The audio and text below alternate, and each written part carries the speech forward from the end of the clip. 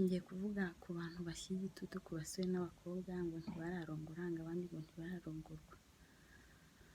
Umuntu akifata ifoto y'abageni akayipositinga kuri WhatsApp, ugasaba abantu baramwandikira ngo ese we nturashaka, ngo uzashaka ryari, ngo ko watinze. Kandi mu babikubwira harimo utarashaka, harimo n'uwashatse.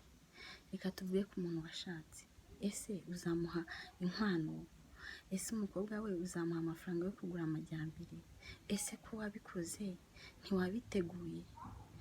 Ese hari uwagushyizeho igitutu?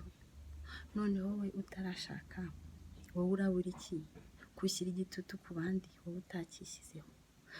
Ese mutubwiye ntihe haba isoko ry'abagabo n'iry'abagore ku buryo buri wese yazagenda agacaguramo? Biriya bintu bisaba kubyitondera, murabizi ntabwo ari ibyo guhubukirwa. Rero abasore n'inkumi ibyo bintu, icyo gitutu barakirushye, mubabarire mubakure icyo gitutu, naho bari babitekerezaho. Ntabwo bazabikora kubera ko runaka yamubwiye ngo shaka umugore, ahubwo we azicara abone ko abikeneye abitegure ubundi abishyire mu bikorwa. Ibyo bintu abasore n'inkumi babintumye ngo mbavugire barabirushye, nimurekere aho ngaho.